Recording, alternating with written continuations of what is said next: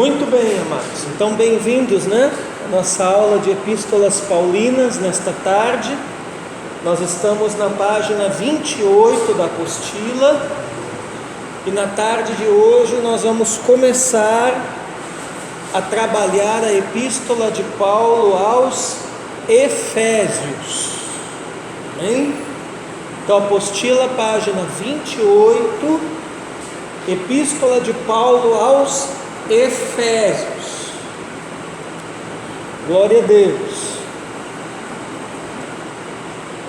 O máximo que nós pudermos fazer de aulas presenciais, por nós sermos um número resumido de pessoas, nós vamos fazer.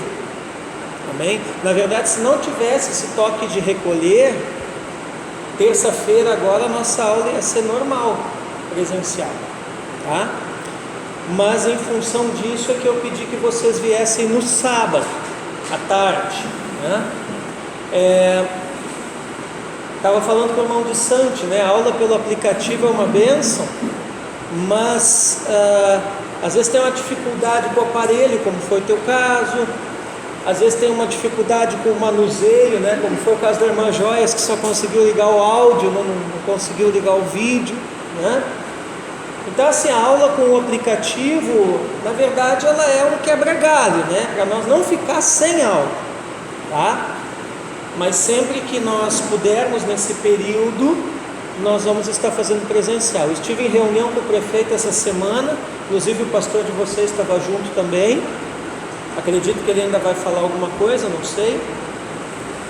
E o prefeito falou que é possível que na semana que vem seja tirado esse toque de recolher ou aumentado até as 10 da noite, tá? Com relação ao comércio, ele falou para nós que a solução que eles encontraram por enquanto é dividir o comércio da cidade em setores e cada setor trabalhar por rodízio num dia da semana, para não ficar muito parado, tá? Com relação a insumos, álcool gel, luva, máscara, eu perguntei para ele, ele disse que fizeram uma compra grande no município e que o município, na verdade, estaria até mais bem equipado que o hospital regional nessas coisas, tá? Com relação ao hospital regional, ele falou que está muito preocupado, porque parece, não me lembro bem a quantidade, se é 21 ou 25 respiradores que eles têm. E os infectologistas fizeram uma previsão, eles trabalham com previsões, Então, assim, se houvesse um descontrole, vamos dizer assim, no pior quadro imaginável, seriam 80 pessoas infectadas por dia no litoral. E o hospital tem, se não me engano, 21 ou 25 respiradores só. Então, precisaria no mínimo mais uns 50 respiradores aqui, tá? Eu perguntei para ele esse negócio do governo federal, do governo estadual com relação a isso. Ele disse que por enquanto ele não sabia nada, e se foi comprado, o governo ainda não distribuiu isso para os municípios, ou pelo menos para cá, tá? Então, em síntese, assim, para vocês ficarem mais ou menos ao par, com relação à igreja, ele falou que as igrejas até 50 pessoas, com esse distanciamento aí das cadeiras, tendo álcool gel, tá? Elas estão autorizadas a funcionar normalmente, tá? Desde que não quebre o horário do toque de recolher. Então, eu perguntei para ele, por exemplo, amanhã o meu culto vai ser 5 da tarde. Ele disse, está liberado. Ele e o secretário de segurança estavam juntos. Está liberado, pode fazer. E aí um pastor disse, mas eu estava lá fazendo, chegou uma viatura da polícia militar, mandou fechar a igreja, tive que fechar a igreja no meio do culto. O secretário disse, não, está errado, eles não têm esse direito, eles não podem fazer isso, e se acontecer alguma coisa, os senhores liguem para mim, direto para mim, a gente vai pegar o telefone dele, eu vou pegar com o apóstolo Emerson, que eu já resolvo a situação, mas ninguém na guarda municipal está autorizado a fazer qualquer tipo de coisa nesse sentido, a não ser que seja fora do toque de recolher, aí é outra história, tá?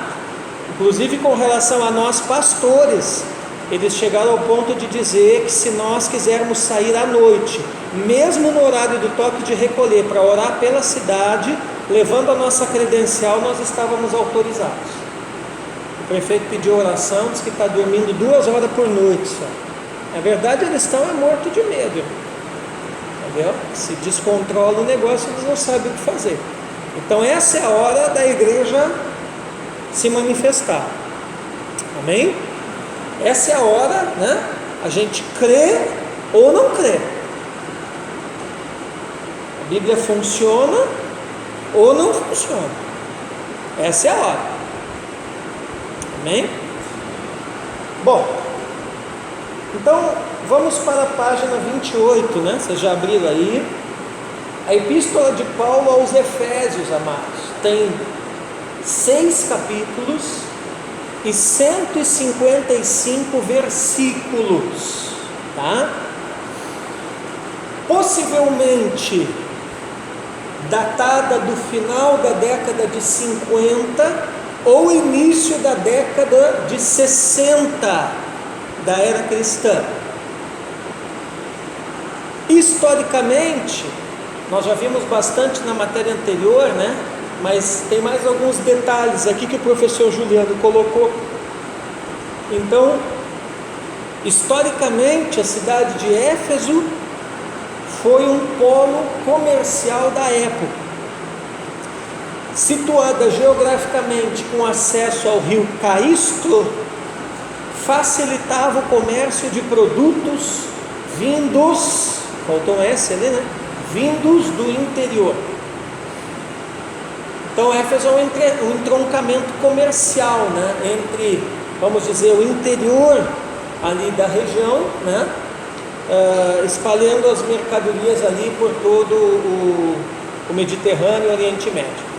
Desfrutava de uma considerável prosperidade, pois acolhia o templo da deusa grega Ártemis, tá? Se você procurar na internet as 7 maravilhas do mundo antigo, você vai ver que uma das 7 maravilhas do mundo antigo, considerado na época, né, era o templo de Ártemis. Ártemis nada mais é que a mesma deusa Diana, que é a mesma deusa que Jeremias vai falar no seu livro, chamada Rainha do Céu. Então esse ídolo, ele tem vários nomes e ele tem várias mutações no decorrer da história, e está presente ainda hoje nas várias formas de adoração, tá? Tanto no paganismo, como infiltrado também, até mesmo em alguns ramos do cristianismo, com outros nomes, outras formas, outras aparências, outros rituais, outros cultos, mas o espírito que está ali é o mesmo, tá? Bom, então a cidade tinha prédios públicos, né? Muitos prédios públicos, ginásios de esportes, teatros e até mesmo um arco do triunfo. Esse arco foi construído no ano 3 antes de Cristo. Quando nós falamos de Éfeso, amados, nós falamos desse centro cultural do mundo antigo, tá? População de origem judaica muito grande também. Então, muitos desses irmãos de origem judaica se convertem com a chegada de Paulo, né? O estabelecimento da igreja, enfim.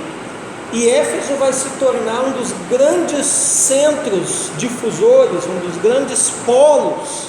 Na verdade, na minha opinião, antes do eixo do cristianismo mudar para Roma, né, o grande polo foi a cidade de Éfeso.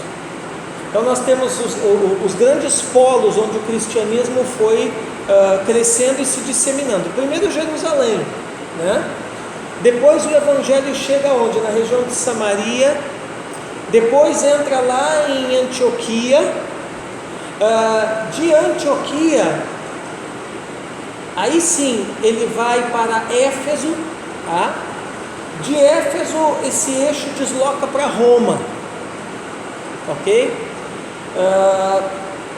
Então cidades, vamos dizer assim, que têm uma importância muito grande nessa questão do desenvolvimento histórico e missionário do cristianismo, ok? Bom, quando você lê Atos, né, o Atos confirma a ida de Paulo em Éfeso. Então Paulo esteve de fato lá. Quando? 2 ocasiões. Primeiro, na segunda viagem missionária, e lá ele anuncia, na sua primeira ida a Éfeso, ele anuncia primeiramente aos judeus o Evangelho. Vamos ler ali juntos, gente, Atos 18, verso 19. Chegados a Éfeso, deixou-os ali, ele, porém, entrando na sinagoga, pregava aos judeus. Amém? Muito bem. Para ensinar sobre o Espírito Santo e ministrar o batismo para os discípulos que não haviam recebido o Espírito. Atos 19, versos 1 e 2. Foi a segunda ocasião em que Paulo esteve lá, né? Vamos ler. Aconteceu que, estando Apolo em Corinto, Paulo, tendo passado pelas regiões mais altas, chegou a Éfeso e, achando ali alguns discípulos, perguntou-lhes: recebestes porventura o Espírito Santo quando crestes? Ao que ele respondera: pelo contrário, nem mesmo ouvimos que existe o Espírito Santo. Como é que pode, né? Tinha gente na igreja, né, discípulos, então já havia uma igreja, que eram batizados no batismo de João, no batismo de arrependimento. Por quem? Por Apolo, que apesar de poderoso e eloquente nas Escrituras, mas tinha uma visão ainda muito limitada ao judaísmo, né, com relação ao cristianismo, mas muito não tão ampla, vamos dizer assim, como Paulo, né? Isso mostra um princípio interessante, né? Que você pode ser alguém que tem muita bagagem, né? Porém tem pouca visão, né? Tem muita bagagem, porém tem pouca compreensão, vamos dizer, em termos de aplicabilidade daquela bagagem teológica ou cultural que você tem. Isso acontece muito hoje na igreja, né? Tem muito, nós temos dois extremos hoje, né? Nós temos o extremo daquele tipo de ministro que não tem formação teológica, ou tem uma formação teológica muito deficiente, ele é fraco de doutrina, ele é fraco de teologia, né? E por outro lado também tem o outro extremo, tem aquele ministro que o cara é um verdadeiro intelectual, né? Não só em teologia, mas em várias outras áreas, né? Porém ele não consegue fazer as leituras, vamos assim dizer, ele não consegue aplicar corretamente, né, aquele conhecimento, aquela bagagem que ele tem no sentido do crescimento e da edificação da igreja.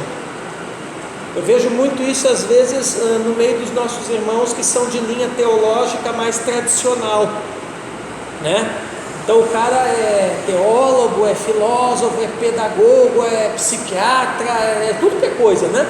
Mas você vai ver, ele não consegue traduzir isso, vamos dizer assim, para a linguagem acessível ao povo e utilizar essas coisas como ferramentas no crescimento e na maturidade da igreja, do seu povo.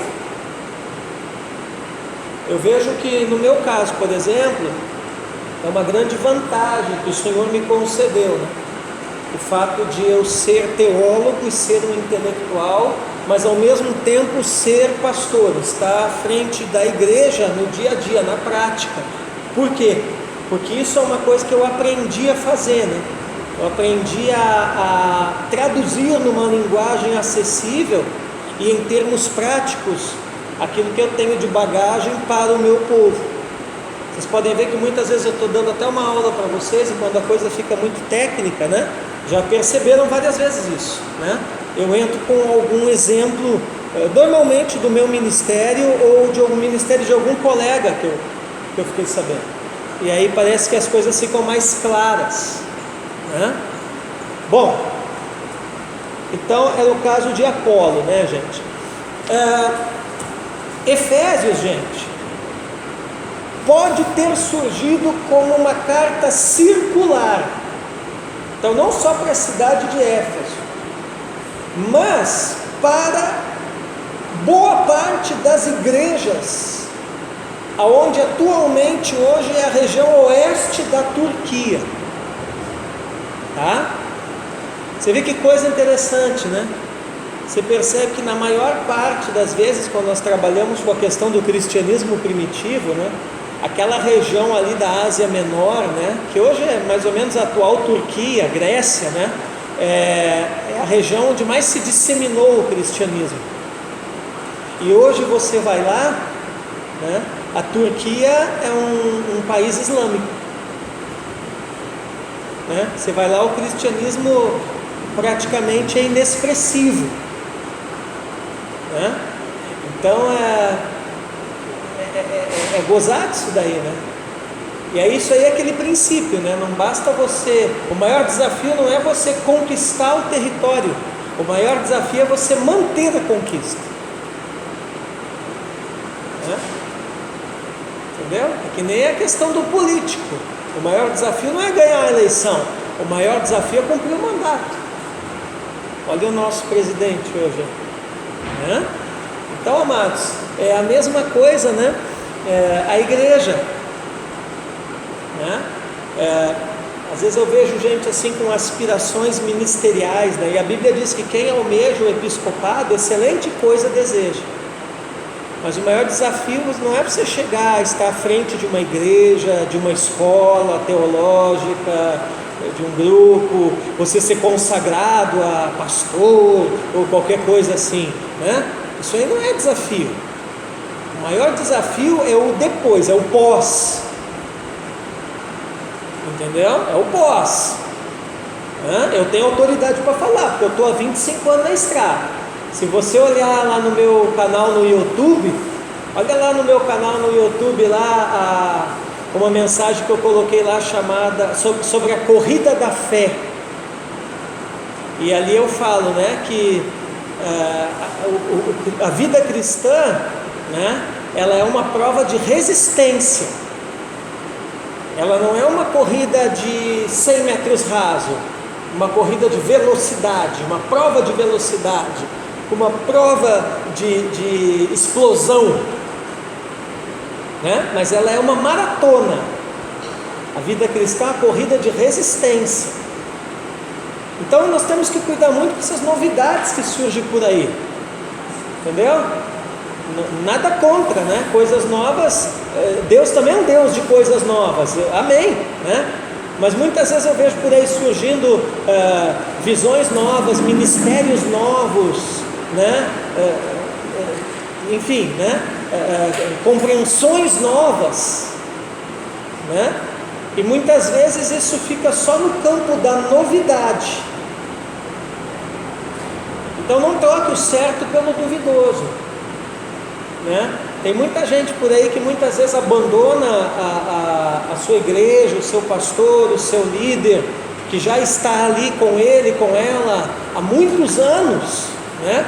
E vai atrás de uma novidade por aí, né? Ai, porque lá está uma bênção. Mas a pergunta que eu faço sempre é a seguinte: beleza, lá não sei aonde pode estar uma bênção, mas será que daqui 20 anos vai continuar uma bênção? Será que daqui 10 anos aquele lugar vai continuar existindo? Tem um exemplo aqui, ó, de um pessoal aqui que era do meu ministério, né?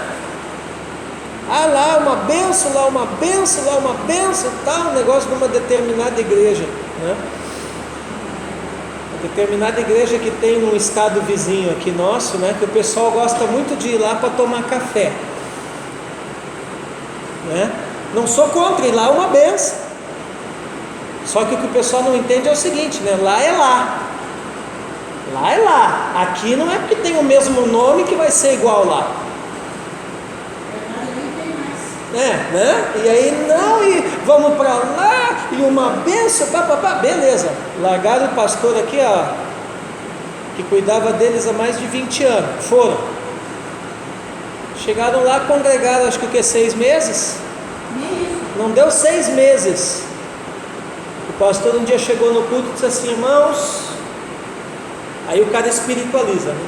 Deus falou comigo que o meu chamado não é aqui, é em Curitiba. Já estou com a mudança pronta, amanhã estou indo embora.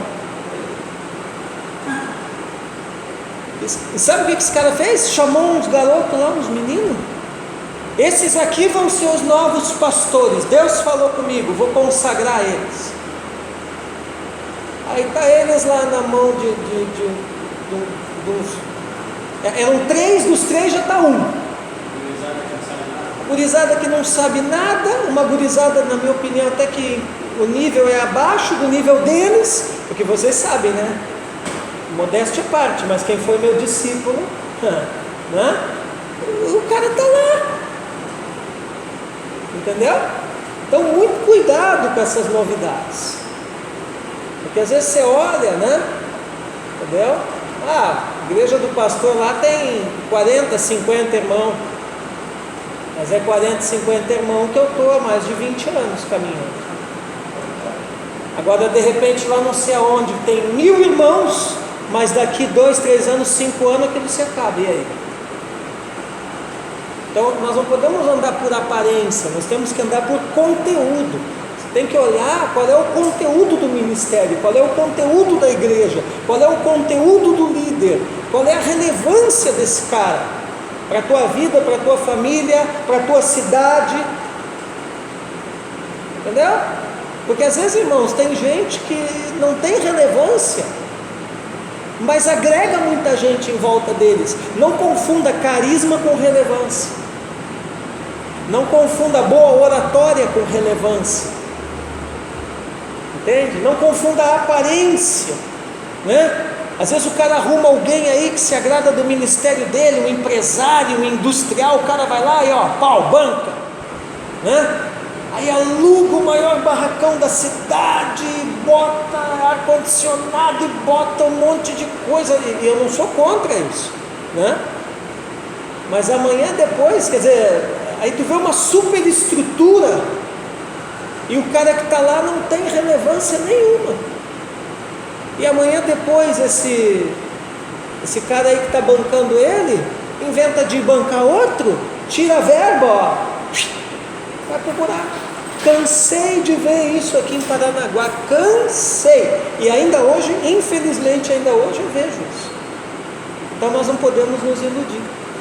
Amém? Então, Efésios capítulo 1, verso 1, ó, vamos ler. Paulo, apóstolo de Cristo Jesus, por vontade de Deus, aos santos que vivem em Éfeso e fiéis em Cristo Jesus. Amém? Aos santos de Éfeso, percebe? E fiéis. Quem são esses? Não só os santos de Éfeso, os outros, das outras igrejas da região. E aos fiéis em Cristo Jesus. A gente passa batido isso aqui, né? A epístola aos Efésios trata da forma que se anuncia o Evangelho. Irmãos, tem uma forma correta de anunciar o Evangelho. Anunciar o Evangelho todo mundo anuncia, entendeu? Agora a questão é como anuncia, né? O Evangelho, sublinha isso aí. O Evangelho não é de particular interpretação, mas sim pautado nas doutrinas dadas por Cristo à sua igreja. Sublinha toda essa frase aí para mim.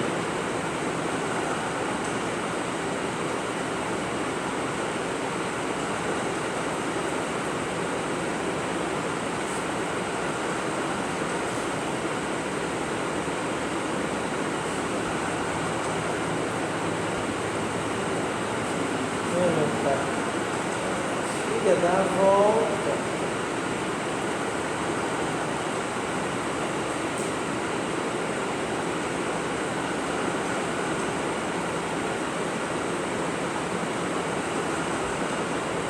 Era 15 horas quando nós começamos, né?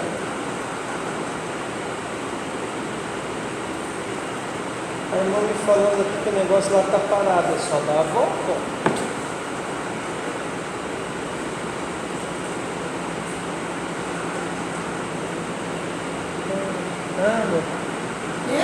Tá. Amém. Não, a irmã escreveu aqui, tá parado aqui para mim passar com o carro. Eu escrevi, dá a volta. Vamos lá. Então, gente, o Evangelho não é de particular interpretação, mas sim pautado nas doutrinas dadas por Cristo à sua igreja. Aqui eu vou bater pesado, sempre. Não existem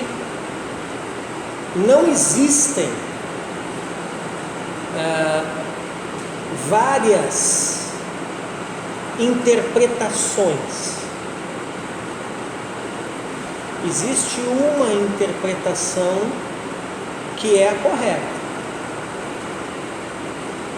Podem haver, como nós vamos ver na matéria de panorama do Apocalipse, podem haver maneiras diferentes de abordagem, mas interpretação é uma. E como é que eu sei qual é a correta interpretação? Simples. É aquela que harmoniza as várias doutrinas bíblicas. Então a interpretação da Bíblia nunca é pessoal, mas ela é doutrinária. Escreva isso aí, a interpretação da Bíblia é doutrinária e não empírica. A interpretação da Bíblia é doutrinária e não empírica.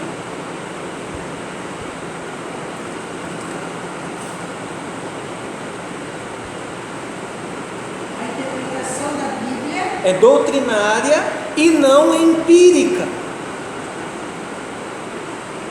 Vocês lembram o que é empirismo? Empírica com E, EM, empírica. Vocês lembram o que é empirismo? Eu já ensinei isso para vocês. O que é uma pessoa empírica?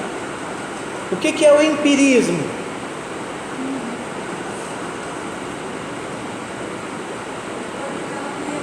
Isso. Empirismo, a pessoa empírica é a pessoa que anda de acordo com as impressões dela e não de acordo com o que de fato é. Então, para uma pessoa empírica, vamos dar um exemplo. Se eu olho para o sol e eu sou uma pessoa empírica e decido seguir o meu empirismo, eu vou dizer assim, que a Terra gira em torno, aliás, o Sol gira em torno da Terra. Se eu sou uma pessoa empírica, eu vou dizer que o Sol gira em torno da Terra. Por quê? Porque eu estou parado aqui na Terra e a minha experiência, o meu ponto de vista está mostrando que quem anda é o Sol.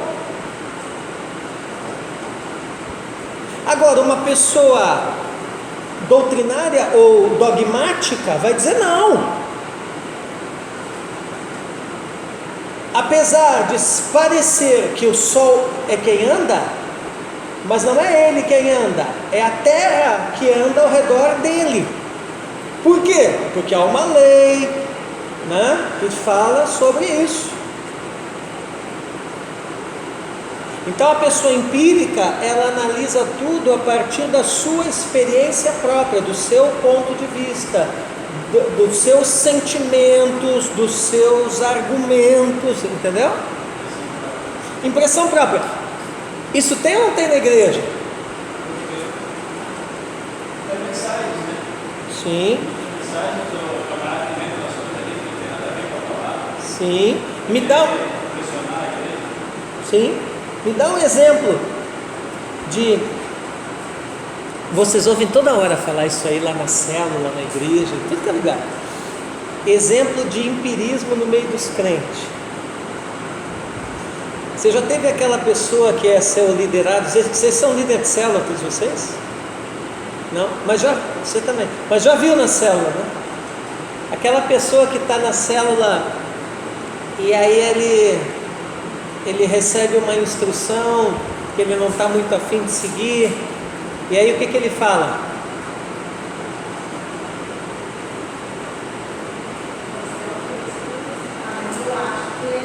Eu acho que, ou então, mas Deus me falou.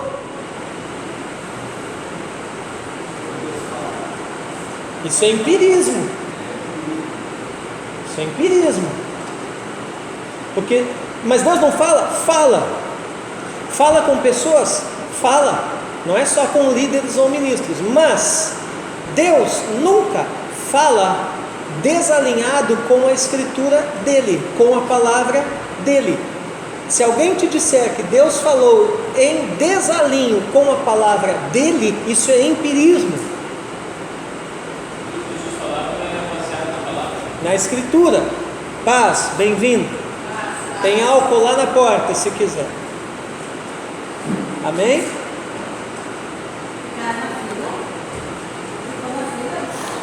Então, nenhuma escritura de particular interpretação. O próprio apóstolo Pedro vai dizer isso. Eu tenho está escrito aqui no meu celular, tá? Um caso que foi assim, né? O cara veio congregar aqui comigo, né? Veio lá da igreja de vocês, inclusive, né? Deus me falou. Faz, Fábio. Estou na página 28, gente. Deus me falou. Beleza, Deus falou, né? Tá.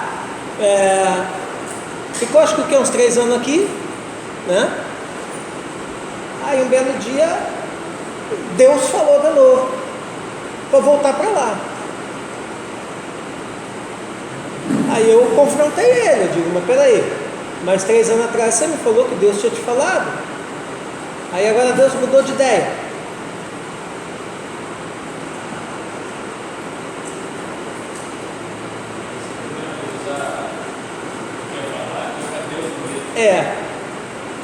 Então assim, se você quer falar alguma coisa, isso que o Eli falou está muito correto. Não bota Deus no meio. Mesmo que seja uma coisa espiritual, diga, olha, eu penso. O próprio apóstolo Paulo, em algumas vezes fala isso na escritura, né? Penso eu, né? Digo eu. Então tem coisa que você vai ver no Novo Testamento que Paulo dá a opinião dele, e outras coisas ele ordena e fala com peso doutrinário. Agora não, o que a gente faz, né? Ou muitas vezes vê por aí o pessoal fazendo, né? Deus falou isso, Deus falou aquilo, Deus não sei o que, Deus não sei o que, e aí mistura a coisa que Deus falou com pensamento nosso, com sentimento nosso, com opinião nossa, e acaba que Deus não falou coisa nenhuma, e depois muitas vezes o evangelho é envergonhado, e a própria pessoa é envergonhada, porque daqui a pouco ele está fazendo uma coisa contrária, e não pense que não vai ter lá alguém que não é crente que vai notar, e vai dizer, não, mas peraí cara, tu disse que é crente, que Deus te falou, agora tu está fazendo o contrário? Então gente, a epístola aos Efésios mostra isso. O evangelho não é de particular interpretação, o evangelho é doutrinário, ele não é empírico, ele é pautado nas doutrinas da Bíblia. Logo, agora faz um raciocínio aqui comigo. Se eu não conheço, se o evangelho, se a pregação do evangelho, amém, é pautada nas doutrinas da Bíblia, e eu não conheço as doutrinas da Bíblia, logo eu não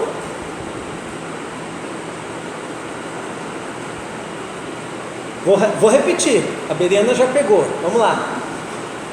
Se a pregação do evangelho é pautada nas doutrinas da Bíblia, e eu não conheço ou não quero conhecer é coisa de teologia, tá? Se a pregação do Evangelho é pautada nas doutrinas da Bíblia e eu não conheço ou não quero conhecer as doutrinas da Bíblia, logo eu não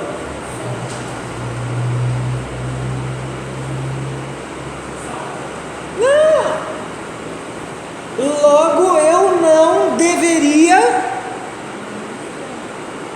fazer o quê? Andar por aí pregando.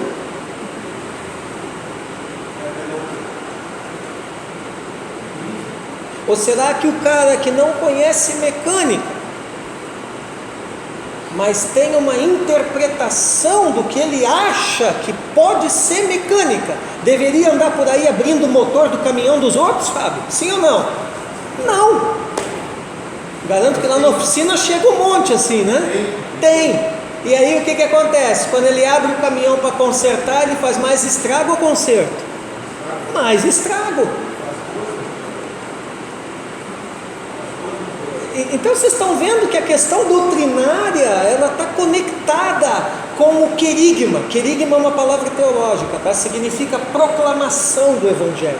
Se quiserem até anotar, pode anotar. A palavra querigma, com K. Querigma, com K e G mudo. Querigma significa proclamar o Evangelho. É a proclamação. A proclamação está ligada com a doutrina. Se eu não tenho doutrina, logo eu não devo proclamar, porque se eu proclamar, proclamarei errado.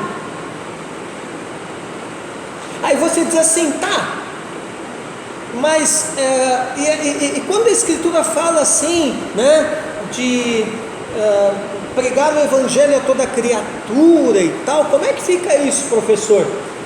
Você tem que entender que o conceito de pregação do Evangelho para a igreja primitiva é bem diferente do que é para nós hoje. Até mesmo porque eles não tinham Bíblia completa, lembra disso? Eles não tinham uma teologia sistemática, desenvolvida, amadurecida, organizada. Então, quando fala de pregação do Evangelho para a igreja primitiva, se você pegasse lá o irmão, sei lá, aqueles nomes esquisitos lá do livro de Atos, lá, o irmão Filólogo, né? E trouxesse o irmão Filólogo aqui hoje na aula e mandasse ele pregar o Evangelho aqui para nós, sabe o que ele ia fazer? Ele ia contar o testemunho dele.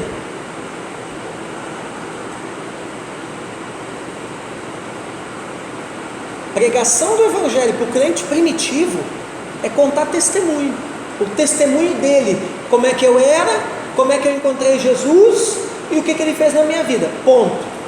Quem pregava doutrina na igreja primitiva eram quem? Os apóstolos. E por quê? Porque não havia um desenvolvimento doutrinário e nem a Bíblia completa ao alcance de todos. Agora hoje nós estamos numa situação diferente. Nós temos desenvolvimento doutrinário, nós temos uma teologia toda amadurecida, nós temos uma Bíblia completa, nós temos séculos de história que nos respaldam. Então hoje nós podemos e devemos pregar doutrina. Agora,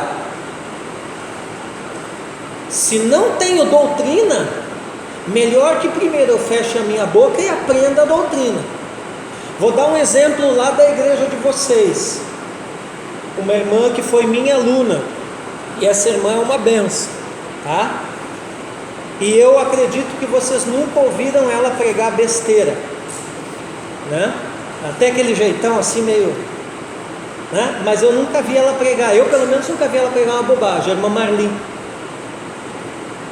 vocês conhecem ela, né? Não, o Fábio e a Berena não, os irmãos da Betel conhecem, a irmã Marli, né? Marli foi moça de si. Isso. A irmã Marli, ela se converteu na minha igreja. Ela foi minha discípula há alguns anos. E ela fez o primeiro curso de teologia que eu fiz aqui, o Instituto Bíblico Templos de Restauração. Ela foi da primeira turma, eu tenho foto da formatura dela. E aí ela saiu pregando. E a irmã Marli é inegável, né? Você pega lá os 5 ministérios, meu irmão. A irmã Marli é uma evangelista de ofício. de ofício. A irmã Marli, na verdade, na minha opinião, toda a parte de evangelização da igreja lá tinha que estar na mão dela. Ela tinha que estar coordenando tudo, porque ela não é apenas uma evangelista, ela tem um ofício. Nos 5 ministérios você pode ter certeza, a irmã Marli é uma evangelista. É diferente daqueles que evangelizam e tal, do que aquele que tem ofício, tá? Agora, você não vê a irmã Marli falando uma besteira. Ela brinca, né? Ela vai e tal, mas eu pelo menos nunca vi a irmã Marli falando uma heresia, falando uma bobagem teológica. Porque o que a irmã Marli entendeu? Que antes de sair pregando para os outros, ela devia aprender para ela. Então ela sentou o traseiro na cadeira e fez 3 anos e meio de teologia comigo. E hoje ela não é uma benção? Aí. Entendeu? Vocês conhecem a pessoa que tem um testemunho. Não vejo ela falando bobagem, ela brinca e tudo, mas na hora de falar sério ela fala, ela é fiel na igreja, ela ganha a alma de montão. Ela não é de ficar parada, mas primeiro ela aprendeu. Então não importa o ministério de alguém, ele tem que fazer o que vocês estão fazendo aqui, se tornar firme na doutrina, gente. E quem não é firme em doutrina não deveria nem estar pregando. O que você ia falar? Eu já respondi.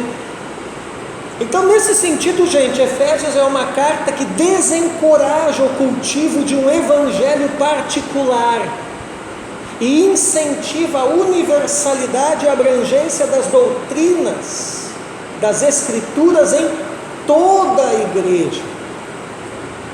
Amém? Então não existe o evangelho particular, né? De Paulo, de Apolo, ou da igreja tal, da denominação tal, do professor não sei das quantas. Não existe isso. O evangelho é universal, ou seja, ele é abrangente, né? E ele é abrangente nas suas doutrinas. Amém? E por onde que a gente começa, professor? Você pega lá a Epístola aos Hebreus, que fala o beabá, né? Arrependimento de obras mortas, a doutrina dos batismos, ressurreição de mortos, imposição de mãos, juízo eterno, né? Tem mais, são 7 se não me falha a memória, né? Enfim, mas ali em Hebreus ele fala que essas coisas são fundamentos da fé. Então o que a gente tem que fazer com a igreja? Primeira coisa, doutrinar. E doutrinar, como é que você alfabetiza alguém? Você alfabetiza alguém primeiro usando a cartilha, que é o beabá. E o beabá é isso aí: arrependimento de obras mortas, imposição de mãos, ressurreição de mortos, juízo eterno e tal, tudo que fala ali, entendeu? E depois disso, aí a gente parte para coisas mais elevadas com a igreja. Entendeu? Bom, uma linguagem teológica humanista e individualista não contribui para a unidade do corpo de Cristo e torna-se uma arma mortal nas mãos do diabo. Paulo apresenta na epístola a questão do anúncio do evangelho entre judeus e gentios. Olha ali Efésios 2, 11, 12 e 15 e 16. Vamos ler. Portanto, lembrai-vos de que outrora vós, gentios na carne, chamados incircuncisão por aqueles que se intitulam circuncisos na carne por mãos humanas, naquele tempo estáveis sem Cristo, separados da comunidade de Israel e estranhos às alianças da promessa, não tendo esperança e sem Deus no mundo. Agora o 15 e 16. Aboliu na sua carne a lei dos mandamentos na forma de ordenanças, para que dos dois criasse em si mesmo um novo homem, fazendo a paz, e reconciliasse ambos em um só corpo com Deus, por intermédio da cruz, destruindo por ela a inimizade. Então, do que trata Efésios, além de guerra espiritual, regiões celestiais e tal, trata dessa questão que o Evangelho não deve ser humanista, não deve ser individualista. O Evangelho é anunciado a ambos judeus e gentios, que formam um corpo, a igreja em Cristo Jesus. Amém? Eu botei uma historinha do Calvin ali, né? Eu gosto muito dessa historinha, né? Ele falando com a formiga no formigueiro, olha só. Ei, formiga, você está trabalhando feito uma maníaca. O que é que você ganha com isso? O que a colônia tem feito por você ultimamente?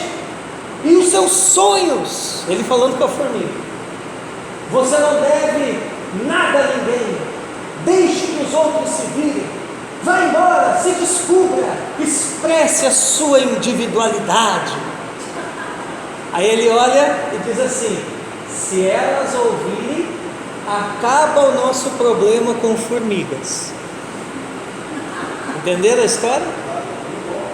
Quer dizer, se cada formiga embarcar nessa história aqui, acabou o formigueiro. Porque onde que está a força das formigas, o poder das formigas, né? A força do formigueiro está justamente na unidade. A mesma coisa é a humanidade, né? Se eles entenderem, compreenderem o que é a palavra, o que é o evangelho, né? Se unirem. Sim. Então o Evangelho, gente, é corporativo. A igreja é corpo de Cristo. A igreja não é organização apenas, ela é um organismo vivo, espiritual. Ele fala para a formiga aqui, né? Essa mesma história que ele fala para a formiga aqui, não é a história que ele fala, que muita gente fala por aí também para os crentes? Né? Não, olha só, né? Você não está ganhando nada, você está trabalhando tanto nesse ministério, você não está ganhando nada, é só o pastor, os líderes que estão lucrando, né? Você não deve nada a ninguém. Que negócio é esse de dar satisfação, fazer discipulado? Vai embora, se descubra. Expresse a sua individualidade. Você aqui é tratado como qualquer um. E tem gente que acredita nessas lorotas, e aí é bem o que o diabo faz. Fala essas coisas e diz assim: se eles acreditarem, acabou a igreja. Entendeu? Então, irmãos,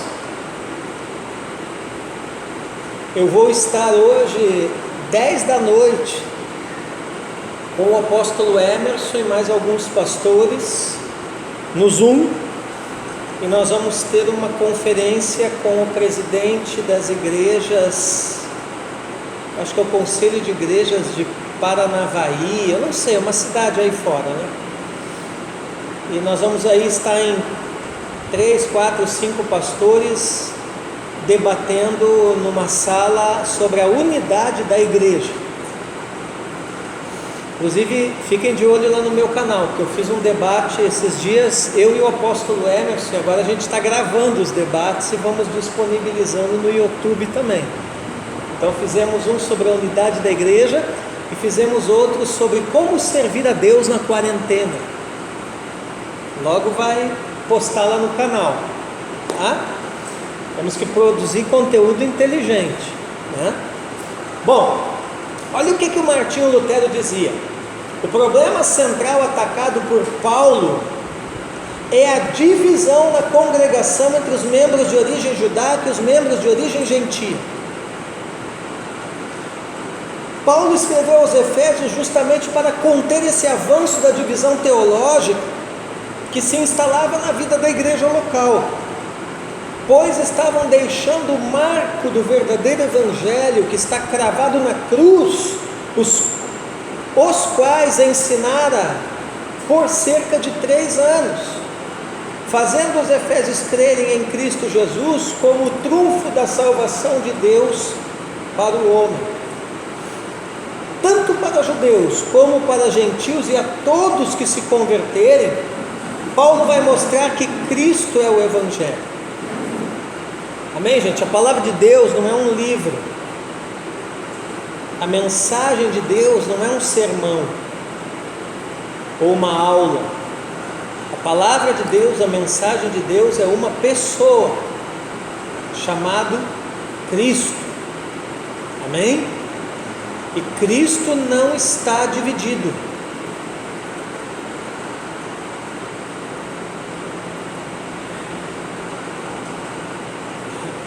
Vamos lá, eu vou arrumar para a cabeça, mas vamos lá.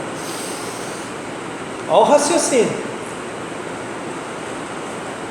Se a palavra de Deus é uma pessoa, Cristo, a mensagem de Deus é uma pessoa, Cristo, a igreja representa essa pessoa, é essa pessoa na terra, né? Que é o seu corpo, Cristo. E Cristo não está dividido, logo, aquilo que está dividido não é Cristo.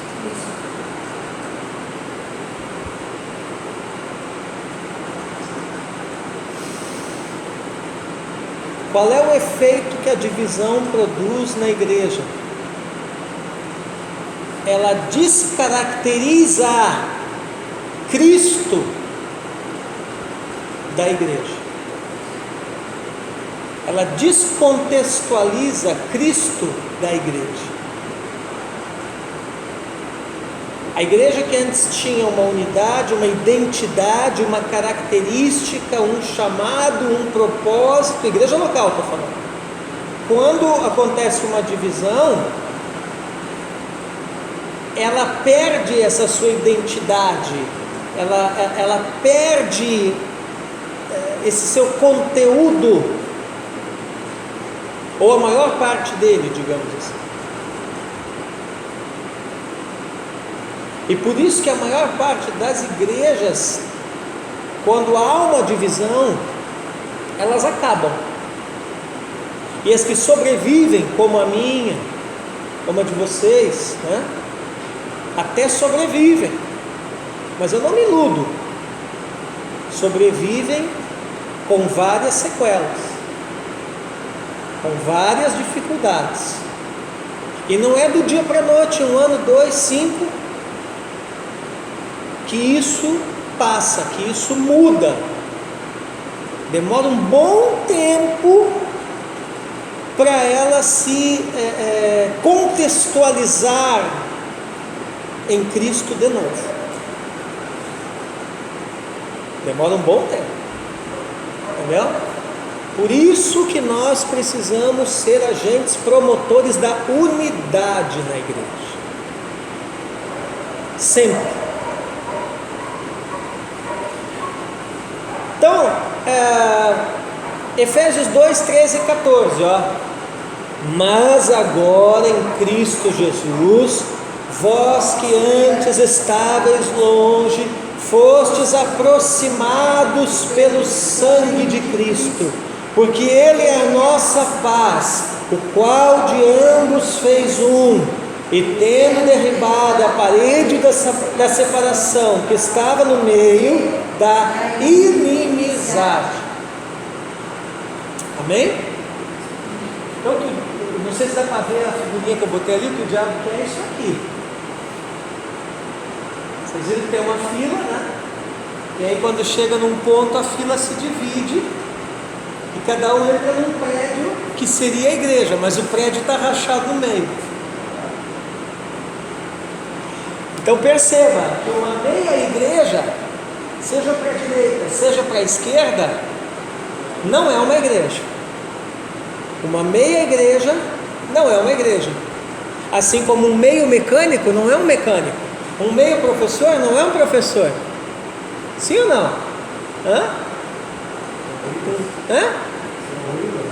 Você pergunta pro cara, né? E aí, como é que tá? Né? Tava doente aí mês passado, como é que tá? Ah, tô meio curado. Aí você pensa, né? Mas peraí, tá curado ou não tá? Hã? Você já pensou? Você vem, né? Quando eu abri a escola aqui, que eu fui lá e fiz a divulgação e tal, né? Os mais antigos, né? Já pensou se eu chegasse lá e dissesse, não, eu sou meio professor, irmãos, estou abrindo uma escola aí, você vinha estudar comigo? Quem é que quer um meio na sua vida? Ninguém, né? Você vai casar com a mulher, né? Ela diz assim, olha, eu vou ser meio sua esposa. Você casava com uma mulher dessa ou com um homem desse? Não, claro que não. Então, assim como ninguém quer um meio, ninguém bota fé em um meio, e um meio nunca será um inteiro, a mesma coisa é uma meia igreja. Ela nunca será uma igreja. Por isso que tem que haver a unidade. Tá, gente? Como a maioria das igrejas da era primitiva, a igreja de Éfeso foi fundada por Paulo, formada por judeus e gentios. Ao serem discipulados, foram motivados à unidade pelo Evangelho. Mas houve uma quebra considerável desta unidade por motivos raciais, religiosos, culturais e sociais, que faziam parte do cotidiano da igreja. Tal situação rendeu aos Efésios uma carta apostólica com orientações fundamentais no trato desse comportamento indevido. Recomendado por Paulo para ser seu representante, Tíquico foi enviado para consolar o coração da igreja e entregar as boas novas aos Efésios. Efésios 6, 21 e 22, vamos ler. E para que saibais também a meu respeito e o que faço, não, né? Aquele não tem. Vos informará Tíquico, o irmão amado e fiel ministro do Senhor. Foi para isso que eu vos enviei, para que saibais ao nosso respeito e ele console o vosso coração. Em algumas passagens de Efésios, passagens da Antiga Aliança, fundamentaram alguns dos principais ensinamentos de Paulo. Assim como em outros escritos do Novo Testamento, tais citações desses textos têm o propósito de consolidar o princípio do verdadeiro evangelho na igreja em Éfeso. Vamos ler ali. Jesus Cristo, Filho de Deus, pendurado no madeiro para a salvação de muitos. Então, Paulo cita muito o Antigo Testamento em Éfeso, e com qual intenção? Consolidar o princípio do verdadeiro evangelho naquela igreja. Qual é o princípio do verdadeiro evangelho? É Jesus na cruz, é Jesus no madeiro. Eu gostei muito dessa figura que eu coloquei aqui, ó. Vocês podem ver que ali a pedra de esquina, lá embaixo ali, né? Você sabe o que é a pedra de esquina, né? Ou pedra angular, né? A pedra angular é a primeira pedra que você coloca, né? E aí a partir dela você vai puxar a linha e ela vai dar o alinhamento, né? De todo o alicerce e de todas as dimensões do prédio. Então ali, né? Por que é chamado de esquina? Porque ela sempre fica numa quina, né? Então, você vê que a pedra angular dela sai a cruz, ó, Jesus Cristo crucificado, né? E qual é a base? O que está lá, a primeira fiada de pedras? O que está escrito ali? Ensino. Então a base da igreja é ensino. Igreja sem ensino é igreja sem base.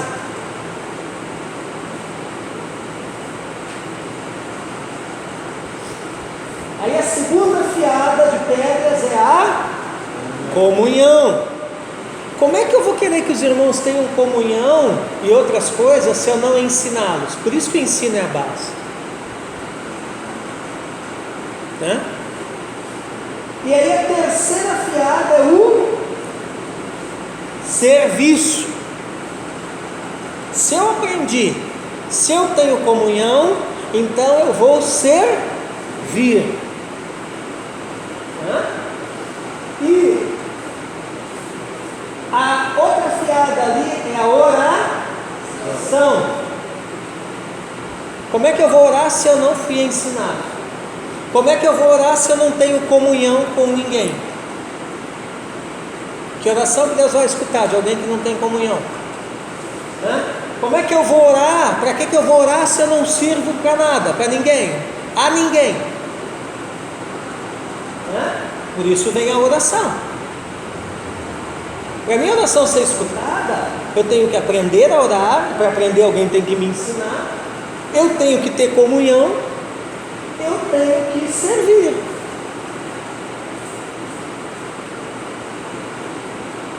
Vocês estão me olhando com uma cara, porque aqui está a resposta que vocês buscavam para uma pergunta que sempre incomodou vocês.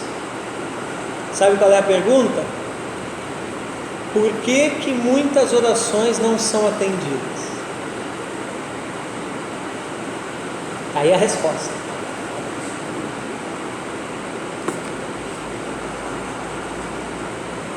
Porque as pessoas não são ensinadas a orar.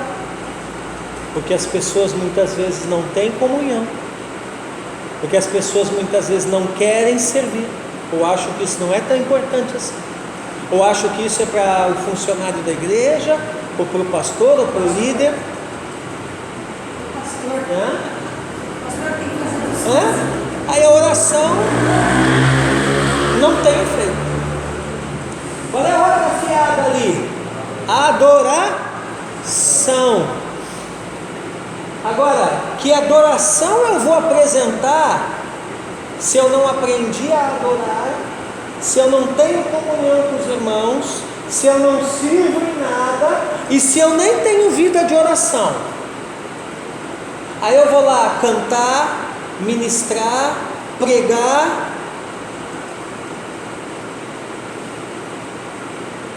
E qual vai ser o meu conteúdo? Zero.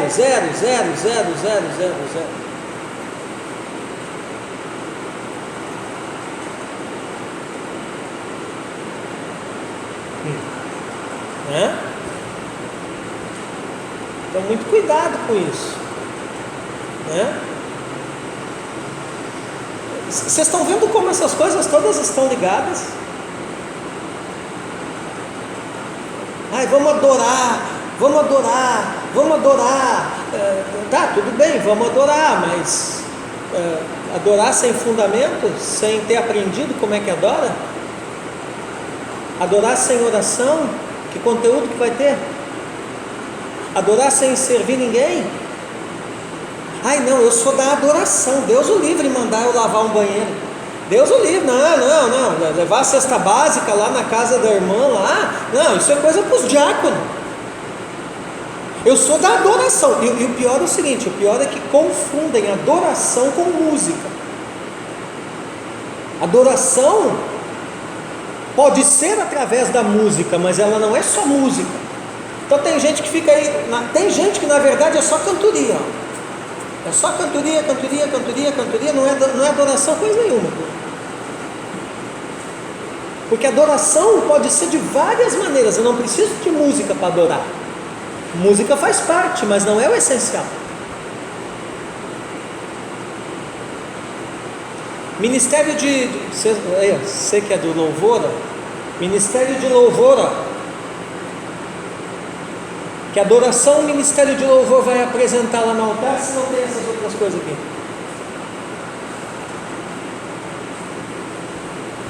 Eu me lembro uma época que o nosso apóstolo mandou a igreja ficar, acho que foi 3 meses que ele botou o pessoal sem música, né?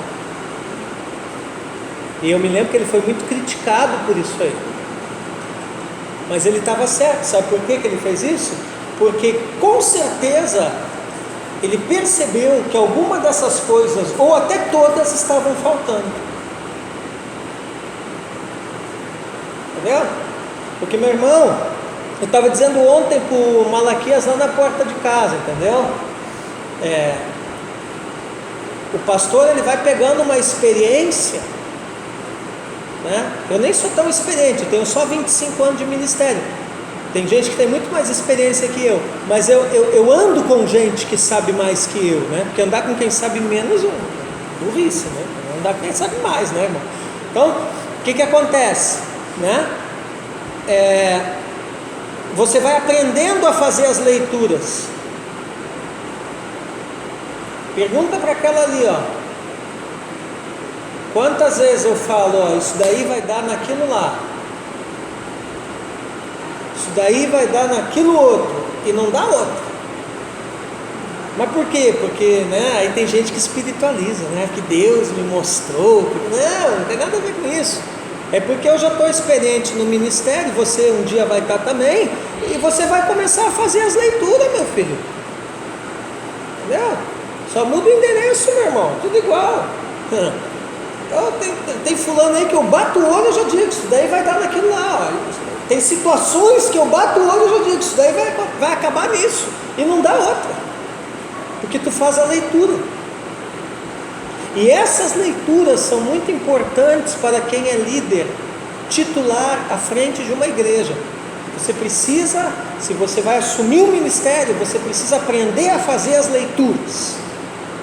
E é isso aqui, ó, que vai ajudar você. Está aqui o fundamento. E aí? E a outra fiada, lá em cima é o que? Evangelismo. Aí sim nós vamos evangelizar a alma, vamos evangelizar e vamos ganhar almas, né? Vamos evangelizar e vamos ter sucesso. Para evangelizar tem que aprender, tem que ter ensino. Para evangelizar tem que ter comunhão. Se eu não tenho comunhão nem com os de dentro, eu vou querer ganhar os da rua para quê? Para evangelizar tem que ter serviço. Evangelizar não é só dar folheto e ir lá falar que Jesus ama o cara. É quando ele está passando fome aí, você pegar e levar uma cesta básica. Se a casa dele estiver caindo, você ir lá ajudar a arrumar um telhado, ajudar a rebocar uma parede, isso também é evangelismo, né? Ó, para evangelizar tem que ter oração. Como é que eu vou tirar quem está na mão do diabo e achar que não vai dar nada? Para evangelizar tem que ter adoração. A adoração rompe as barreiras. E você vê que a gente põe a igreja, na verdade, de perna para o ar, né? Porque se eu não tivesse mostrado isso aqui e nem falado isso aqui, e mandasse vocês fazer esse gráfico, talvez a primeira coisa que vocês iam botar lá na base seria o evangelismo. Ah, pastor, a base da igreja é o evangelismo, temos que ganhar almas. E não, o evangelismo está lá em cima. A base é o ensino. Por isso que o ensino é tão difícil, porque ele está no alicerce. Cavar alicerce, alinhar alicerce, fazer sapata, botar as pedras, isso é fácil? Não. Qualquer um faz isso? Não, porque se qualquer um fizer, faz tudo torto, tudo errado. E aí o prédio sai todo assim, ó, já viu? Aquelas casas com a parede é toda assim, que o alicerce saiu todo torto. O que acontece? Você faz o alicerce torto, hein? Vamos falar de gambiarra de pedreiro. O cara faz o alicerce torto, né? Porque ele é meio pedreiro, né? E aí a parede sai torta. Aí, em vez de demolir a parede, arrancar o alicerce, fazer de novo, o que ele faz? Tira na massa. Aí aquela parede que, vocês estão rindo porque já viram, né? É aquela parede que lá embaixo o reboco é fininho, lá em cima o troço dessa grossura. A mesma coisa acontece na igreja, irmão. Entendeu? Vamos espiritualizar tudo, tira na massa.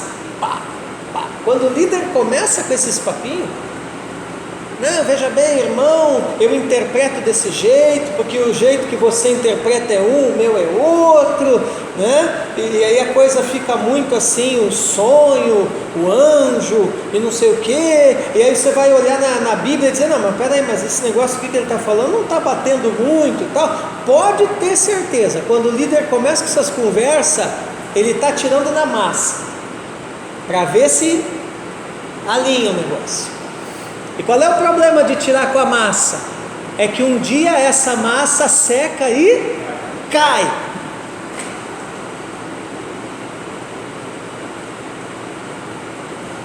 E aí é o problema de muita igreja por aí. Tem muito ministério hoje em dia que está assim, você olha, a parede secou e caiu os pedaços de um monte de lugar. Amém? Então nós temos que fazer a coisa certa, meu irmão. E pode falar o que quiser de nós, ministério de ensino, mas nós estamos lá no alicerce, e nós recebemos de Deus, para a glória do seu nome, uma capacidade, um chamado para fazer alicerce de maneira correta. Entende? Por isso tem muito ministério por aí torto, tirando na massa, caindo os pedaços, porque negligenciou o papel dos mestres e o papel do ensino e relegou os ensinadores lá em último lugar no ministério. Aí o troço saiu todo torto assim.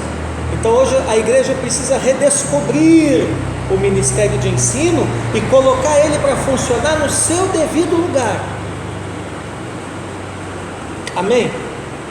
Vamos fazer um intervalo e daqui a pouquinho a gente volta, gente. Hoje é aula normal, viu? Então eu dei 1 hora, a gente toma um cafezinho, eu vou dar mais 1 hora e aí a gente libera. Amém? Amém? Então, gente, continuando aqui na carta aos Efésios, a carta aos Efésios pode ser organizada da seguinte forma. Agora nós vamos olhar resumidamente a carta de Paulo aos Efésios, a estrutura da carta, né, os assuntos da carta. Então, primeiro capítulo 1 e 2, tem um texto-chave que o professor Juliano botou ali para vocês, que seria o texto-chave desses 2 capítulos, tá? O capítulo 1 e 2 fala da plenitude de Deus em Cristo Jesus. Amém? Vamos ler juntos o texto-chave. Porque por ele ambos temos acesso ao Pai em um Espírito. Efésios 2:20, né? A palavra-chave aqui desses 2 capítulos é a palavra acesso. Então, em tópicos, do que fala esses 2 capítulos? Adoção de filhos, redenção, dispensação e predestinação, selados com o Espírito Santo da promessa, a esperança do seu chamado, a graça salvadora e a unidade pela cruz de Cristo. Amém? Avançando, capítulos 3, 4, 5 e 6. Esses 4 capítulos aqui, gente, falam do serviço dos santos. Santos existem para servir, né? Texto-chave, vamos lá. Desperta, ó tu que dormes, levanta-te de entre os mortos e Cristo te iluminará. A palavra-chave aqui é a palavra diligentemente. Amém? Do que fala esses 4 capítulos? Tópicos: o discernimento do ministério de Cristo, conhecer o amor de Cristo, o aperfeiçoamento dos santos, não entristeçais o Espírito de Deus, imitadores de Deus, santos sábios, Cristo e a igreja, conduta dos santos, a armadura de Deus e o enviado que é Cristo. Amém? Fez uma boa filmagem aí, irmão? Depois bota no grupo lá para nós. Bom, a epístola aos Efésios comprova sua relevância para a atualidade, especialmente em 3 áreas apresentadas pelo apóstolo com respeito à igreja. Em quais áreas Efésios toca mais, vamos assim dizer, né? Teologicamente falando. Na soteriologia. O que é soteriologia, professor? É o estudo sobre a salvação do homem. Soteriologia é a parte da teologia que estuda a doutrina da salvação e as suas implicações. Lá no próximo nível aí, depois que vocês concluírem o fundamental, quem for continuar, quiser fazer intermediário, aí são as matérias do intermediário, viu gente? Soteriologia, escatologia, enfim, tá? Isso aqui é um campo vasto, tá? Então assim, Efésios trabalha muito isso daqui. Efésios 2, versos 8 até o 10, ó, vamos lá. Porque pela graça sois salvos, mediante a fé, e isto não vem de vós, é dom de Deus, não de obras, para que ninguém se glorie, pois somos feitura dele, criados em Cristo Jesus para boas obras, as quais Deus de antemão preparou para que andássemos nelas. Amém? Então, esses versículos aqui, teologicamente, são da área da soteriologia. Ele está mostrando ali que a salvação é pela graça, mediante a fé, que a salvação é um dom de Deus para nós, né? E que o que acontece quando alguém é salvo, né? Ele se torna criado por Deus em Cristo Jesus, ou seja, a nova criatura, né? Com qual propósito? Boas obras, ou seja, as obras de Deus através da vida daquela pessoa para uma determinada geração. Então veja que as boas obras não salvam, né?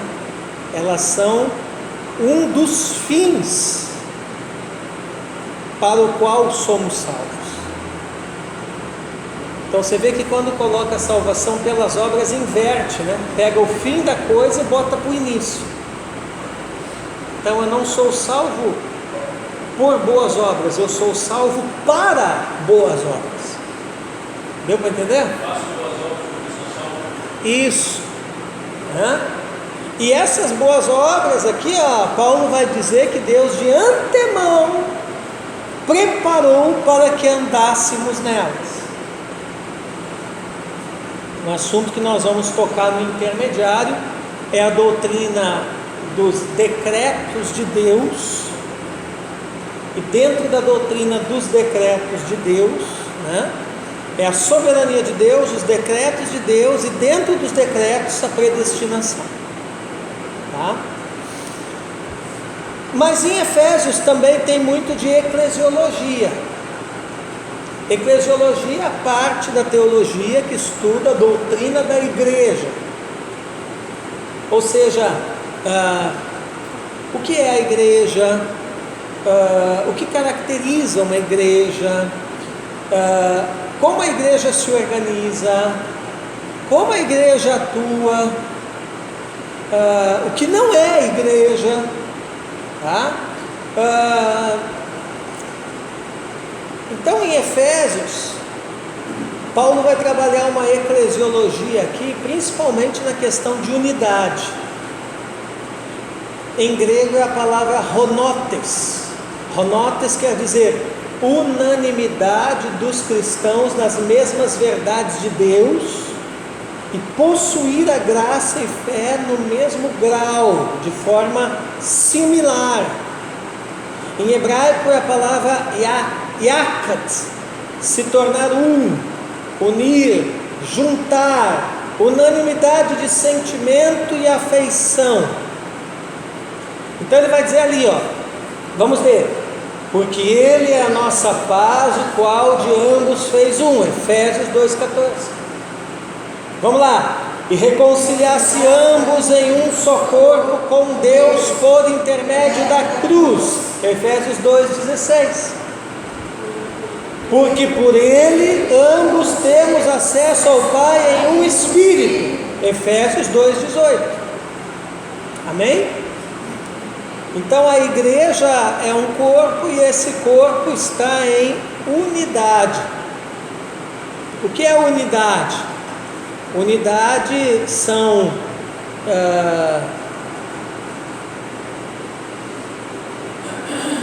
é a diversidade, né?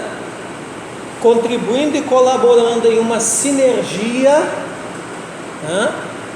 Para se alcançar determinados fins, para se atuar em determinados aspectos. Vou dar um exemplo bem claro, a diferença entre união e unidade. Você chega numa loja, bom, não tem como deixar de pensar numa livraria, né? Então você chega numa livraria, dentro da livraria tem os vendedores e tal, né? E 10 pessoas. Todos estão em união? Sim. Por quê? Porque estão no mesmo ambiente, estão no mesmo lugar.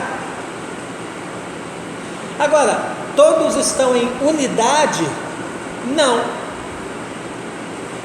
Porque ali tem gente que está ali com o propósito de vender, tem gente que está ali com o propósito de pagar uma conta, tem gente que está ali com o propósito de comprar um presente para si, tem gente que está ali para não comprar nada, mas vai só para olhar os livros, ver se chegou alguma novidade, como muitas vezes eu faço.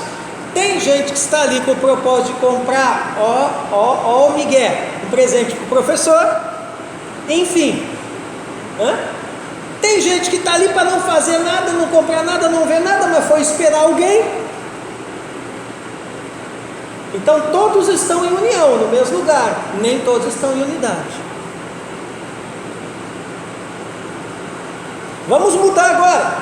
Você entra num banheiro público, tem 5 pessoas, todos estão em união, mas estão em unidade? Não. Tem gente que foi ali para lavar a mão, tem gente que foi ali para fazer número 1 ou número 2, ou não fazer nada, apenas entrou ali de repente para olhar no espelho. Banheiro feminino tem muito disso, entendeu? Tem gente que de repente entrou ali, né? Se é o cara que faz a limpeza, né? Para tirar os papéis sujos, para limpar o vaso sanitário, a pia e tal. Então dentro de um banheiro público tem um monte de gente em união, mas não está todo mundo em unidade, porque cada um que entrou ali entrou para fazer alguma coisa. De repente tem gente que entrou ali até para vender droga. Deu para entender? Então não confunda união com unidade, porque são coisas diferentes. E a igreja é chamada para muito mais que uma união, ela é chamada para uma unidade. Então a igreja tem que estar cheia de gente, e esse monte de gente tem que ser ensinado a perseguir, a ir atrás, a almejar, a desejar, a trabalhar pelos mesmos propósitos, que são os propósitos de Deus. Aí a igreja está em unidade. Agora, se eu tenho uma igreja cheia de gente, mas não está em unidade, eu tenho só união. E aí não tem muita diferença da livraria, do banheiro público, de qualquer lugar, do ponto de ônibus. Então qual é a diferença da igreja para outros contextos? é que a igreja pressupõe unidade. Fala, Beriana. A unidade é estar em um propósito. Ou pelo menos perseguindo aquilo, né? Claro que nem todo mundo é igual, né? Entendeu? Mas a gente, né? Por exemplo, essa questão desse negócio do vírus aí, né? Está gerando em alguns segmentos da sociedade, né? Uma certa unidade, onde algumas diferenças são deixadas de lado e se pensa no bem maior, que é a saúde da comunidade. Aí vocês estão entendendo por que é tão difícil você fazer o povo manter a distância, usar o álcool, não sei o que, entende?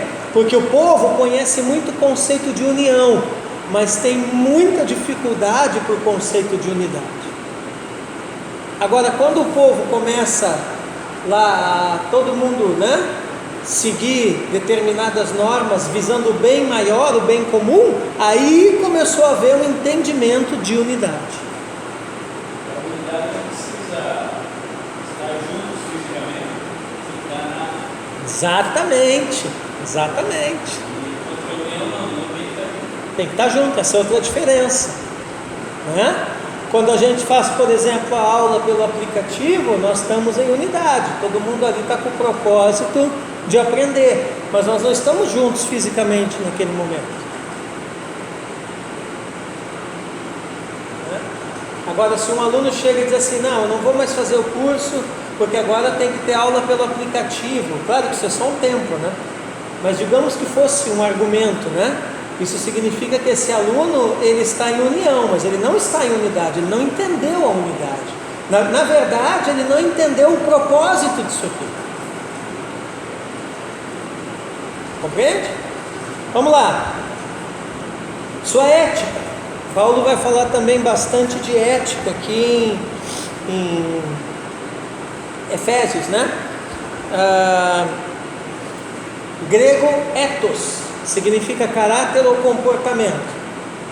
Sede, pois, imitadores de Deus como filhos amados, e andai em amor, como também Cristo nos amou e se entregou a si mesmo por nós, como oferta e sacrifício a Deus em aroma suave.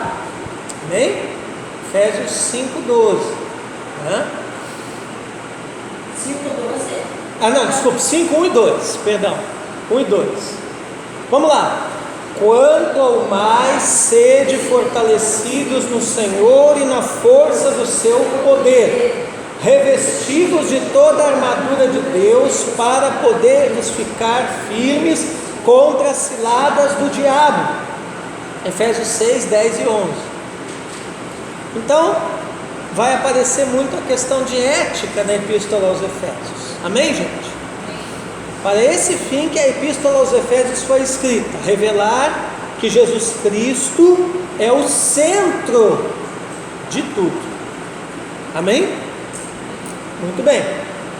Vamos agora falar de Filipenses, né? Epístola aos Filipenses. Bom, nós começamos 3 horas, né? 2 horas de aula, 5 horas a gente para. É isso, né?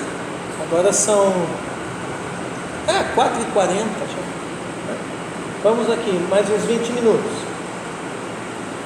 Bom, Filipenses são 4 capítulos, 104 versículos. Por volta de 358 a.C., o povo trácio, já viram nos filmes, né? Os trácios, né? Esses filmes de gladiador, essas coisas, tem muitos esses caras, né? Quem é os trácios? É o pessoal de origem indo-europeia, são as populações indígenas da Europa, tá? Naturais ali, primitivas da Europa, que viviam na região leste da Macedônia, né? Macedônia, atual Grécia. Foi conquistado por Filipe II, que veio a se tornar rei da Macedônia. Filipe estabeleceu uma cidade na região, a qual denominou de Filipos. Olha que original. Nada modesto ele, né? Olha a carinha dele também. Ele não tinha um olho, né? Teve um olho que foi cortado com um golpe de espada em batalha. Então ele era meio... né? Bom, esse é o pai de Alexandre o Grande. Tá? Então nós temos o Império Trácio, o reino da Trácia, que foi conquistado por vários outros, dentre vários outros reinos, foi conquistado, os trácios foram conquistados por Filipe, que era rei da Macedônia.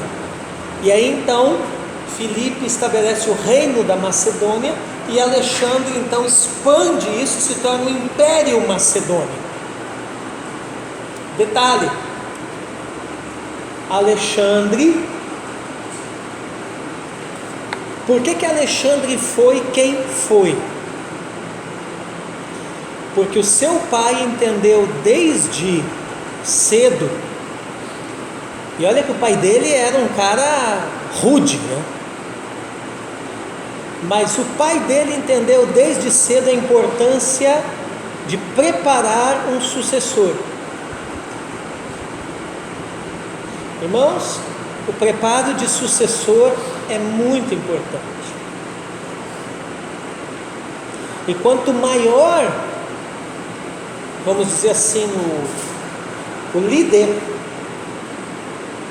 mais preparado tem que ser o sucessor. Porque senão ele não vai conseguir andar naquele patamar, vamos dizer assim, de excelência, né? Que se exige. Ninguém é igual a ninguém, mas todos devem perseguir, buscar a excelência. Amém? Então, olha a grande sacada do Filipe. Ele contratou um professor particular para o seu filho Alexandre.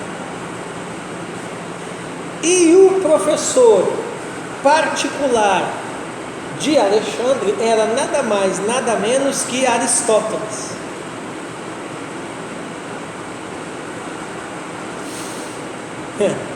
Ah, meu irmão, com um professor desse até eu, né? Entendeu? Aristóteles. Então, tu tá vendo? Não adianta, irmão. Toda a conquista começa pela educação. Por isso que nos anos 50, o que a esquerda fez no Brasil? Vamos parar com essa bobagem de luta armada, que nós não vamos conseguir vencer mesmo, e vamos dominar as universidades. E está aí a briga até hoje. Antônio Gramsci, né?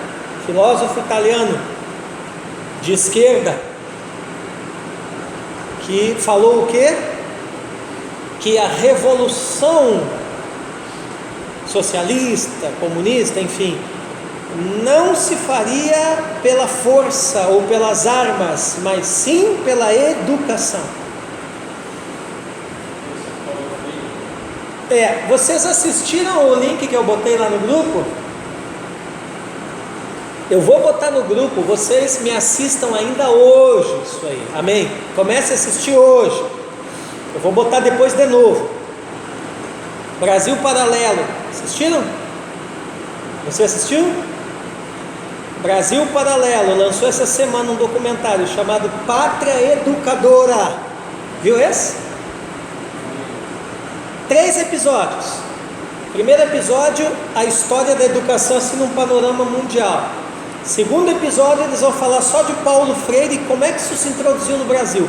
Terceiro episódio, eles vão mostrar a atual realidade da educação brasileira e vão mostrar também, Fábio, atende o rapaz ali para mim, por favor.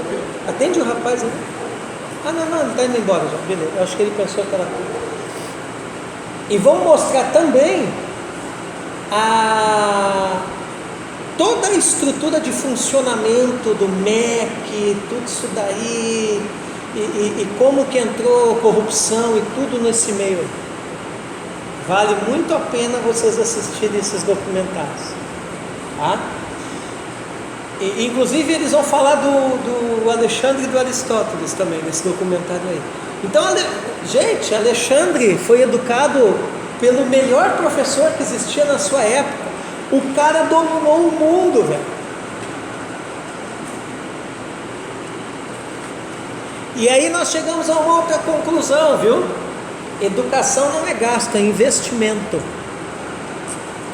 Quantas vezes eu tirei da mesa, né, mãe? Para pagar a melhor escola que eu podia para os meus filhos. Só que não deu outra, meu irmão. Quando meus filhos chegaram para fazer vestibular, pá! Rebeca, sem estudar, passou de cara em 2, sem pegar em um livro. Esdras remou um pouquinho mais e tal, mas também quando foi, passou. Fez pós e está fazendo um monte de coisa ainda hoje. Entendeu? Então a educação é investimento. Por isso que a pastora não pode reclamar quando eu fico comprando mais livros. Quando eu estou gastando, eu estou investindo. É o que eu respondo para ela. E a história está do meu lado. Então, no ano 42 a.C., a Macedônia foi palco da batalha de Marco Antônio e Otaviano contra Bruto e Cássio, que haviam assassinado, não é assinado. Meu, isso está na apostila? Só falta ter passado batido na apostila. Assinado. Não, risca ali, meu Deus, risca ali a Roma, é assassinado. Assinado, né? Parece que eles assinaram a camiseta do imperador. Assinado o gesso. Não, gente, desculpa, é erro de português, tá? É falha de revisão isso daí. Por mais que a gente revise, sempre passa alguma coisa, né? Assassinado o imperador Júlio César. Após a conquista, Otaviano estabeleceu Filipos como colônia romana com o mesmo status de cidade italiana livre da taxação de impostos. A partir daí recebeu o nome de Colônia Júlia Augusta Filipenses. Os romanos gostavam desses nomes assim pomposos, né? Filipos destaca-se na Bíblia quando ali foi estabelecida a igreja durante a segunda viagem missionária de Paulo. Atos 16, verso 12. Vamos ler. E dali a Filipos, cidade da Macedônia, primeira do distrito e colônia. Nesta cidade permanecemos alguns dias. Mais tarde, com a partida de Paulo, Silas e Timóteo, Lucas, o médico, teria permanecido lá, pois, sobre isso, Filipos era um centro médico do mundo antigo e possivelmente a sua cidade natal. Vocês sabem que Lucas é o único grego, né, da equipe de Paulo, vamos dizer assim, nos primeiros tempos. Depois vieram outros, né? E Lucas, muito provavelmente, a tradição conta, né, que ele conheceu Jesus também. Então vocês lembram lá quando alguns gregos vêm e procuram André, é André, né? Não, Filipe, e querem ver Jesus. A tradição diz que Lucas era um desses gregos e que ele teria ficado junto ao ministério de Jesus. Os outros voltaram. E quando teve lá o envio dos 70, ele teria sido um desses que foi enviado. Então Lucas não está no campo missionário há pouco tempo, e aqui ele já tinha idade, e muito antes de Paulo ele já... E Lucas, muito provavelmente, ele é natural da cidade de Filipos. Ok? Aprisionado em Roma, Paulo escreve a epístola aos Filipenses entre os anos 50 e 60 depois de Cristo, encorajando espiritualmente a igreja local e seus líderes. Paulo relata nos 4 capítulos da carta aos Filipenses sua gratidão em saber que eles apoiavam a causa missionária. Ele os motiva, com uma linguagem prática do Evangelho, a resolverem os problemas locais na igreja. Toda igreja tem problema local e essas coisas têm que ser resolvidas. Nós temos as ferramentas, né, irmãos, que são as Escrituras. Eu já fiz esse erro de deixar problemas locais sem resolver na igreja. Claro que nem tudo se resolve na hora, né? Tem coisas que tem um tempo certo para você mexer, mas querendo ou não, gostando ou não, você vai ter que mexer, porque se você deixa... Então Filipos tinha várias dificuldades, pendências como igreja local, e Paulo encoraja eles, dizendo, não, vão, resolve isso daí. Ele vai dar ferramentas aqui nessa carta para eles trabalharem essas soluções. As soluções sempre estão nas Escrituras. As Escrituras são o instrumental da igreja. Amém? Você não mexe num motor sem a caixa de ferramenta, né? Da mesma forma, você não mexe na igreja sem as Escrituras. O teor dos escritos de Paulo aos Filipenses revela o conhecimento que ele tinha dos acontecimentos no meio da igreja local e viabiliza soluções. Não adianta você saber o problema e não apontar soluções. Na carta, todas as áreas da igreja foram tocadas e supridas com palavras de conhecimento de Cristo, de exortação, de dons recebidos, de comunhão, união e agradecimento apostólico, conforme vemos abaixo. Vamos ler ali, Filipenses 1. Pela vossa cooperação no Evangelho desde o primeiro dia até agora. Essa palavra é muito importante, gente. Cooperação. Sem cooperação não se prega Evangelho, não se estabelece igreja. Sem cooperação se fica estagnado. Então tem muito ministério por aí, infelizmente, estagnado, né? Muitas vezes tem ministério aí, né? Tem oração, tem louvor, tem tudo aquilo que se espera que tenha numa igreja, mas não tem cooperação. E aí o ministério fica parado ali, né? Estagnado. Filipenses 1:5, né? Vamos ler. E também faço essa oração, que o vosso amor aumente mais e mais em pleno conhecimento e toda percepção. Filipenses 1:9. Veja ali, pleno conhecimento e toda percepção. Lembra que eu falei sobre a importância de fazer as leituras corretas no ministério? É isso aqui. Quem faz leituras corretas é porque está percebendo o corpo à sua volta, o corpo espiritual, o corpo de Cristo, a igreja, né? Essas leituras, elas são feitas a partir das ferramentas que Deus nos dá, e isso nos dará um pleno conhecimento para trabalhar, para agir, para atuar. Vamos lá. No tocante a vós outros que estáis firmes em um só espírito, como uma só alma, lutando todos juntos pela fé evangélica. Como é que devemos lutar? Juntos, né? Irmão, não existe exército que luta separado. Pode ser que um exército, né, lute em grupos diferentes, né, até com estratégias diferentes, né, fardas diferentes, comandantes diferentes, né, mas eles têm uma unidade, né, e um propósito, que é ganhar a guerra, né? Agora, não tem como dizer que é exército se não há cooperação, se eles quiserem lutar divididos, separados, né? Não tem como. E pelo que nós vamos lutar? pela fé. Fé evangélica aqui não é evangélica no sentido de os crentes, os evangélicos, não é isso.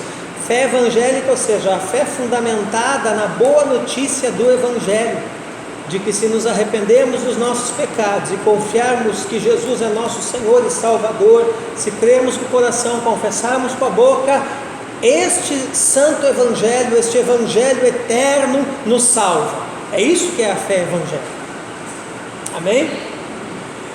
Filipenses 2: nada façais por partidarismo ou vanglória, mas por humildade, considerando cada um os outros superiores a si mesmo.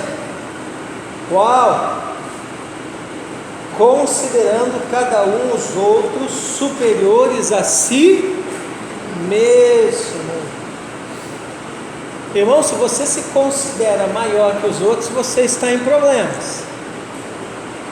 Agora, se você considera os outros superiores, você está alinhado com a doutrina. Amém? Vamos encerrar já. Só terminar essa sessão aqui. Vamos ali. Tende em vós o mesmo sentimento que houve também em Cristo Jesus. Filipenses 2:5. Outro. Assim, pois, amados meus, como sempre obedecestes, não só na minha presença, porém, muito mais agora na minha ausência.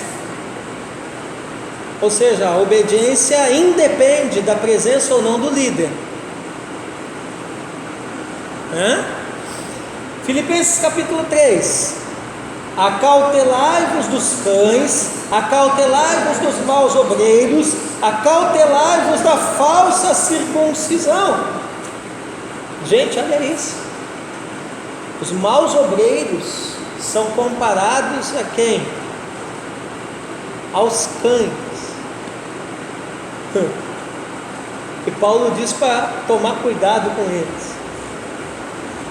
Outro: irmãos, sede imitadores meus e observai os que andam segundo o modelo que tendes em nós.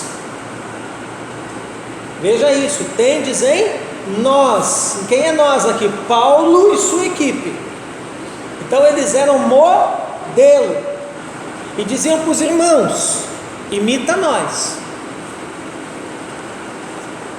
Então é possível sim a gente ser um modelo, mesmo com as nossas dificuldades. E sendo um modelo, nós precisamos inspirar as pessoas a andarem também sendo modelos como nós. Ok? Outro: pois a nossa pátria está nos céus, de onde também aguardamos o Salvador, Jesus Cristo.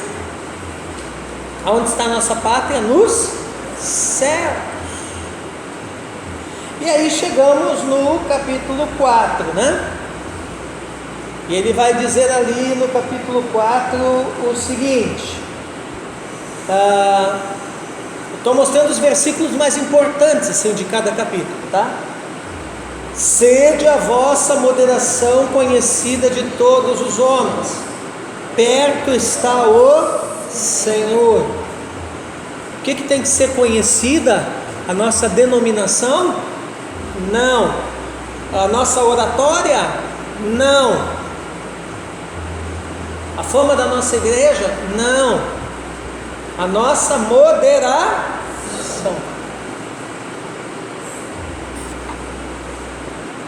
O que é alguém moderado?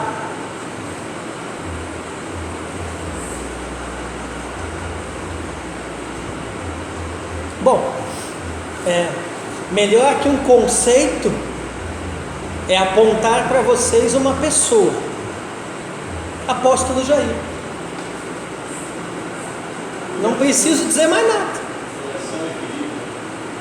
Quando é que vocês viram o apóstolo Jair desequilibrado? Eu nunca vi. Nem doente ele perde o equilíbrio. Apesar de toda a dificuldade que ele passa, Nunca vi sair da boca dele para mim ou para qualquer um dos colegas pastores uma reclamação. O cara é moderado, né? Nós estávamos lá na reunião com o prefeito, sabe? E aí assim, tinha um monte de gente lá, de liderança. E assim, ó, quando a gente saiu da reunião, entrou no carro, eu e o Emerson, a gente se olhou assim, sabe? E aí o Emerson disse assim: nossa, como faz falta o pastor José Alves, o apóstolo Jair, esses homens assim. Porque assim, ó, a gente tinha acabado de ver lá na reunião gente que falou coisa muito boa, sabe? E você sabe, sempre tem as figuras, né?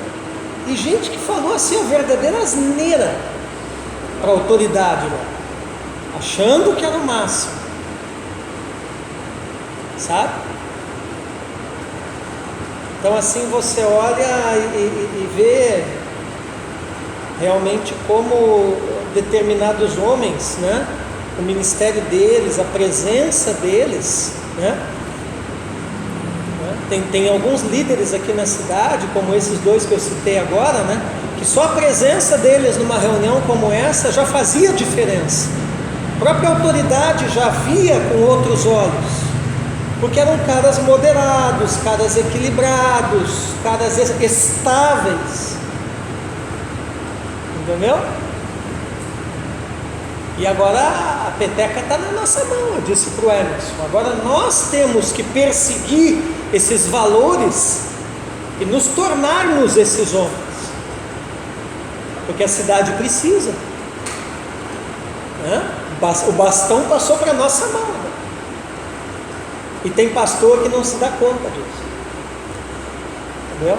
Às vezes tem pastores da cidade, não estou falando de um modo geral, da cidade, que não perceberam ainda isso, que nós como uma geração, vamos dizer assim, mais nova, precisamos nos trabalhar para alcançar esse nível de qualidade ministerial, espiritual e tudo mais. Amém? Bom, e sabeis também vós, filipenses, que no início do Evangelho, quando parti da Macedônia, nenhuma igreja se associou comigo no tocante a dar e receber, senão unicamente vós outros. E finalmente a graça do Senhor Jesus Cristo seja com o vosso espírito. Amém, amados? Amém. Bom, então nós vamos parar aqui na página 32. Olha que bênção, nós avançamos quase 10 páginas, né? Eu comecei na 24, né? Não? É? Não? Ah, não, desculpa. É 28. Tá bom, 4 páginas. Mas avançamos. Então marque aí na 32, né? Ali em Filipenses, Paulo define, marcado aí? Slide 119, marque o slide. Slide 119. Amém?